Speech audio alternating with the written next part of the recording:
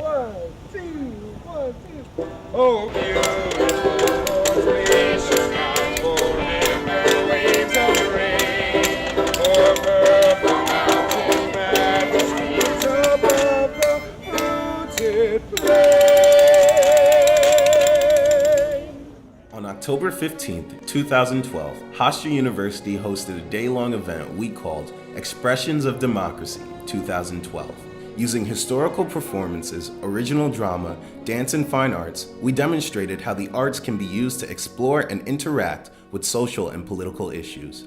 Hofstra professors Lisa Merrill and Cynthia Bogard, assisted by longtime historical performer and professor John D. Anderson from Emerson College, produced a day-long event in the Chautauqua tradition. More than 1,200 school children joined the Hofstra community in learning about our history as we celebrated our democracy with the presidential debate. But maybe best of all, Hofstra students were given many opportunities to participate as performers, competition judges, dancers, hosts, organizers, and audience members as we came together as a community to put on Expressions of Democracy 2012. 2, 3, and come, my dear brother, proceed to shining sea. Woo! Votes for women! So my idea was, when Hofstra's hosting the debate, and there's journalists and people covering it from all over the world who don't know about American history or about the issues that would be relevant to the election, it would be nice to have the historical figures whose issues we're really basing everything on would appear in person. Oh, Carella, it's a board in the kitchen. Well, she worked on that, and she bring home homework for us too. This time, 2012, we had 8 different hour-long performances. So that's 30 people performing, and an all-day-long performance. Every year, thousands of us are maimed. The life of men and women is so cheap. We were able to hire Chautauqua performers who spend their whole life being Susan B. Anthony or Frederick Douglass and bring them to meet Hofstra students who I was working with. Didn't everybody deserve to be safe and free? Yeah. So I went back again and again and again, different routes. 19 times I went back. Took me 10 years, saved 300. Could have saved 1,000 more if they knew they were slaves. So Chautauqua is taking a character in a single moment in history and acting it out and completely being that character. It's almost like method acting. And it was the same guy that told me I had to save my people. Didn't mean to do it for a week, a month. No! My Lord that told me to save my people meant for me to do it for the rest of my life, so that is exactly what I did. And I still do. Wade in the water.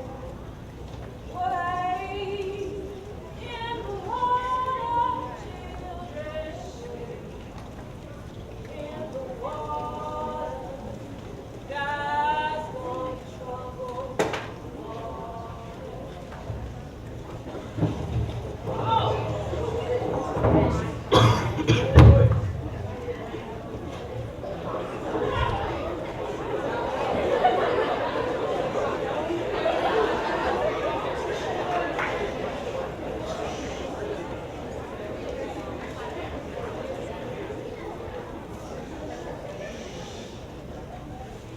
I was born Henry Brown in the year 1815. I entered the world a slave. In a country whose writings declare that all men have the right to liberty, would have to signify that my destiny was to be that of a bond. Henry Box Brown was a slave who shipped himself, mailed himself from bondage, from slavery, into freedom. Jim Hart, great. Thank you, Jim Hart. He created this box for me. It was the same measurements as the box for Henry Box Brown. It really put me in, his shoes, not, the craziness that he was going through, but it gave me a sense, of the things that he had to go through. We had to know these people in and out, because after the speech, there was a talk back. So if anybody wanted to ask me a question, I couldn't answer the question as Lamar K. Cheston. I had to answer the question as Henry Brown. Every single word they say is historically accurate. These are not scripted. It's not a play that was written for them. They did the scholarly research themselves, and you'll see them in tents all over campus. They're going to be performing everything from the abolition of slavery to women getting the right to vote. And now when voting is so important in a presidential election, we're also going to be staging some of the things that have kept people from voting in the past. So everything from the League of Women Voters, organizing women to vote. We're also doing a lot of work about immigration. So we have the actual letters in words of Italian, Irish, and Jewish immigrants. A great democracy has got to be progressive, or soon it'll cease to be either great or a democracy.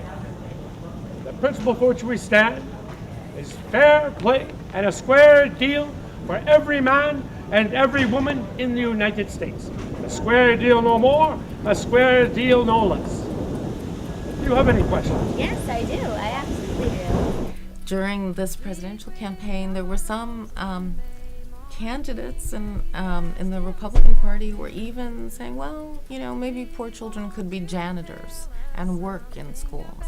And I thought, oh my God, don't people realize we had the horrors of child labor for, hundreds of years in this country before there were child labor laws that ended it. So I invited back, because of that issue, a Chautauqua performer who played Mother Jones, who was a labor activist. And we invited the performer, again, adult performer, who plays Teddy Roosevelt right on Long Island. Mother Jones had taken thousands of child laborers to meet Teddy Roosevelt when he was the president. And he was not particularly responsive to the issues of children working at that time. It's just interesting to put yourself in that time period, and it's interesting to play a role that you think you're so far removed from, and to really connect that past to the present and realize how similar times are still. A little disappointing, but so interesting.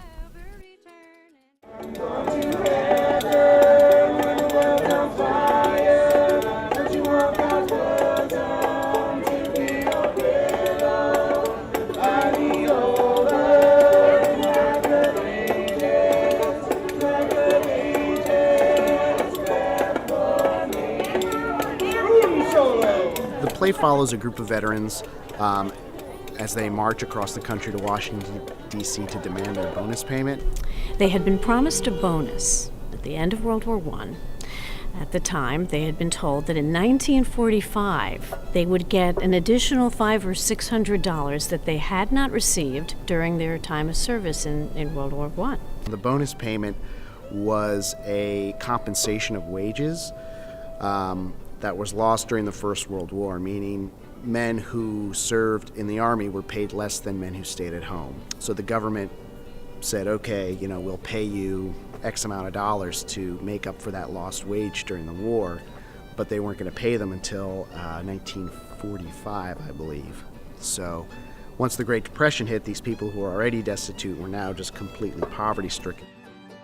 We based our story on a true story, which is that of a man named Walter Waters, who was a sergeant. So the idea that Walter Waters had was to lead a march across the country involving taking on all sorts of veterans and their families as they marched across to Washington. As we all know, the debate was scheduled to be here, and a particular issue that is important to me is veterans' rights and treatment of veterans. And obviously with the Iraq War and the war in Afghanistan, we have a problem. We have a situation with veterans violence in this country that needs to be addressed.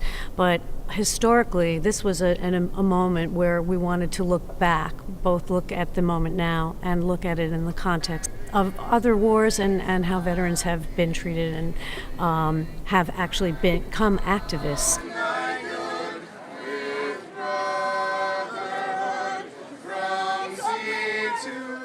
We knew that we wanted to work with some alums, like Isaac, who had situated themselves and were now professional performers in New York City. You know, a lot of times when we get in rehearsal, there's like an awkward period where people don't really know each other, so they're a little bit more timid.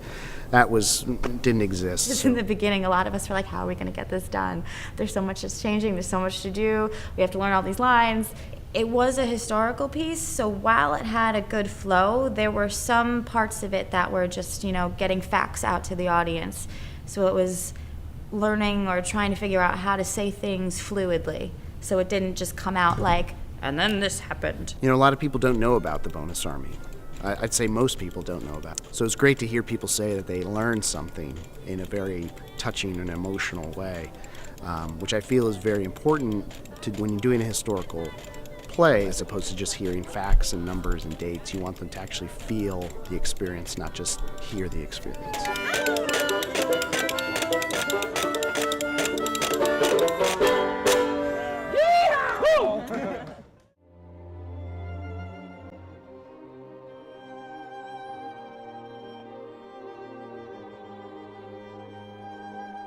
So this was the second time that a group of these wonderful women made the idea of using the arts to express themes related to democracy and themes that were part of the presidential debate. But this time they wanted to include all of the arts, and dance hadn't been included the 4 years before. So Cindy Rosenthal, who's on the faculty of the drama department, invited me to start attending the meetings. That started me thinking about whether it might be possible to have a dance choreography, I'll call it a competition, but it's different than the usual dance competitions in that it really was choreography competition for the high school students.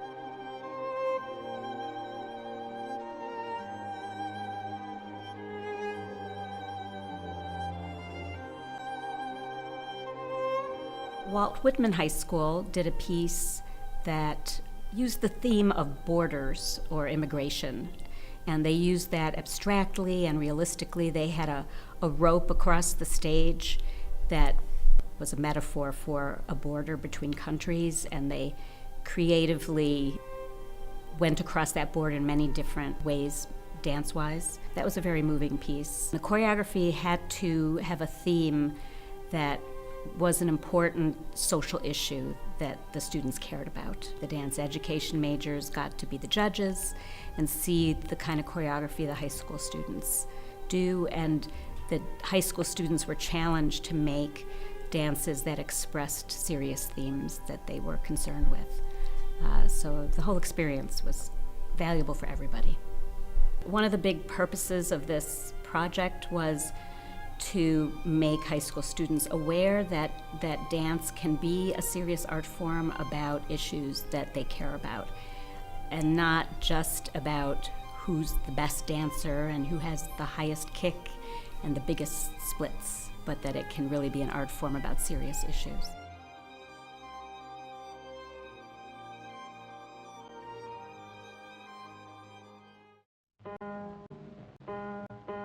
It's named after the actual Cafe Society, which was the first integrated jazz club that we know of, recorded in New York City. And so Cafe Society was an idea that Dr. Merrill had brought to me, which was to be the resistance to Jim Crow through jazz and poetry. What better way to show resistance, which is jazz, which in and of itself is a resistance to the traditional standard or the European standard of how to create music. And Harlem Renaissance, the poetry and prose of that time, was a reclaiming of identity for Black Americans. It had poems, it had songs, it had spoken word pieces, it had great writing from a Black sister. Personally, for me, I got the chance to to dance a little bit, sing and act and inspire. And I saw these people around me, the actors around me, who just, you know, encompassed the time of the Renaissance, the Harlem Renaissance, where things were blooming, and art, music, culture, literature, everything was at its highest point, you know, for African Americans, one of its highest points. It wasn't like a story. It was almost like pieces. So in one segment, I was Billie Holiday, and I sang the song Strange Fruit. Shakira's performance of Strange Fruit was just so bone-chilling because of the words and how she sang it, which I think she did such a great job of keeping the reverence of that song, of those words. The lyrics are actually, southern trees bear a strange fruit, blood at the leaves and blood on the root.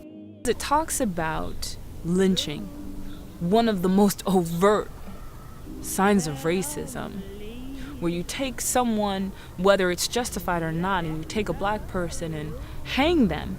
It's a public display of denigrating a race. To have Strange Fruit played as our last song, and then Lamar gave his last poem, where all the players combined and spoke through. It really charged the end of Cafe Society to say, and this seems like it's the worst, but no matter the worst part of life or what could ultimately happen to anyone, we're still gonna fight. We're still gonna be ourselves. We're still gonna rise up. And that was the ending, and I think a fitting culmination to Cafe Society. Oh, they loved it. They loved it. The audience was, they were high school students, high school and middle school kids, and they haven't seen anything like that before, and for us to be able to provide that for them was an incredible feeling for us, so it was great.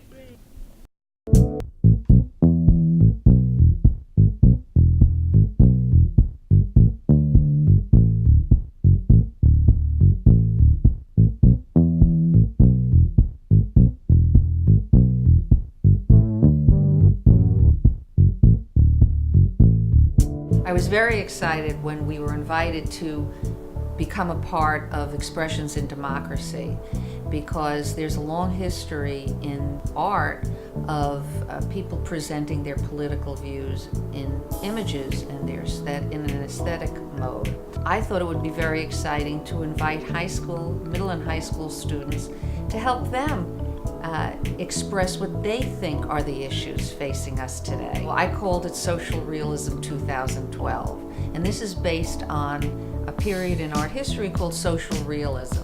During the 1930s, during the Depression, FDR set up a program called the WPA, the Works Project Administration, and part of that was to hire artists. At least 5,000 artists were hired, and without them, we would not really know what the Depression looked like.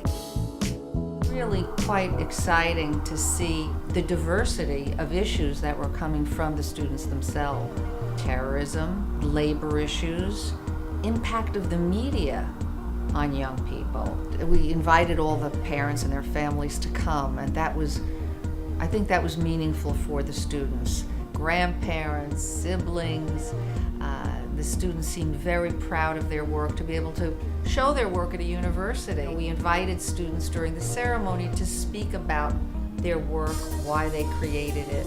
I think it's important for students to have a voice. There's never enough support of the arts, especially today where the arts are on the chopping block, and because of budgetary reasons, but also because there's tremendous emphasis today on testing. And so I think it's very important that parents champion their students who are expressing themselves in this way.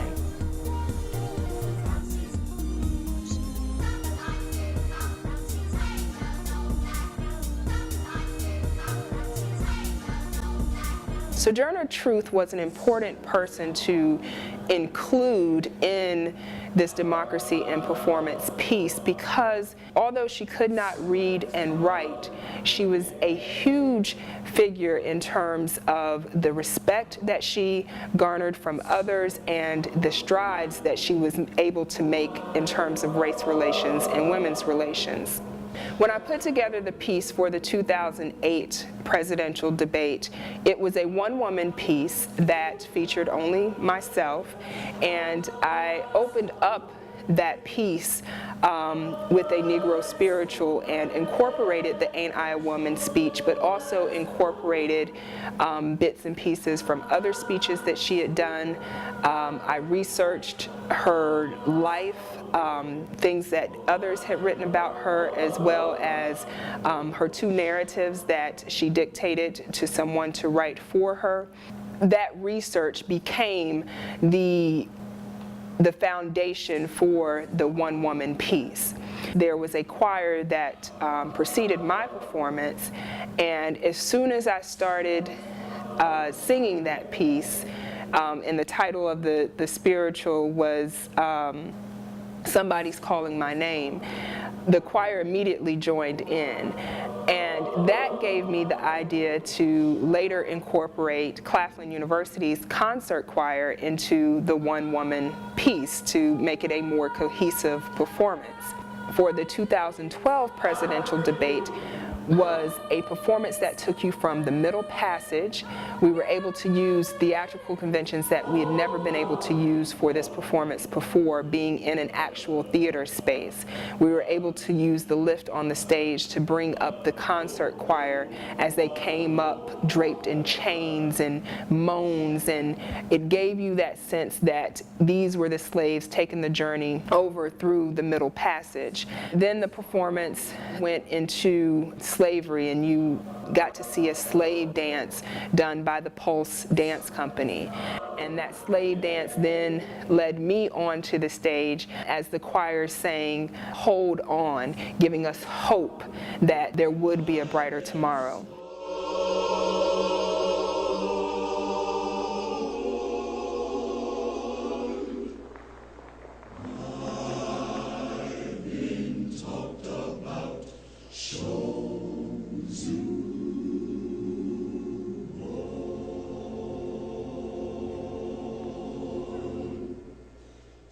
So I think it was impactful, it was meaningful, it was moving, and it was what that audience needed to hear and see given the political climate of our nation at that particular time.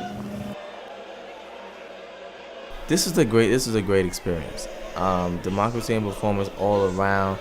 Just getting a chance to work with professional. They brought in professional artists, and then I think it brought Hofstra together. You know, I think because you had different people from different areas of expertise, different majors coming together just to be a part of this experience.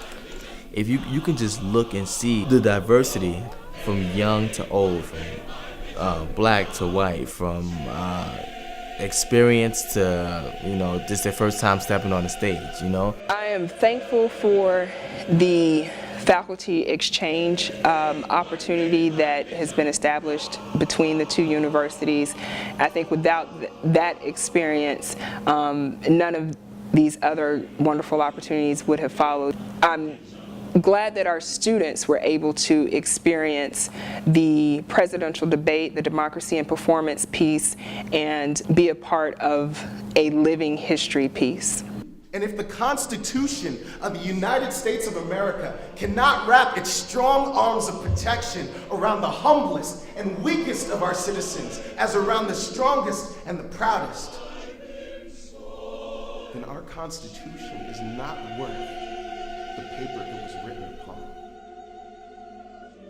There's a really cool part in the performance at the end where, after I talk about, you know, James saw a man being burned alive in front of him, and he retells the description and the story, and it's really moving. And then after that, he just talks about how it all comes back to how every citizen should have the same right as other citizens. One citizen should not be more disfranchised than another one. And at the end, he sings the song, Lift Every Voice and Sing. And it was cool because all of the students, some of them stood up, and all of them really knew the song, and so they sung along with me.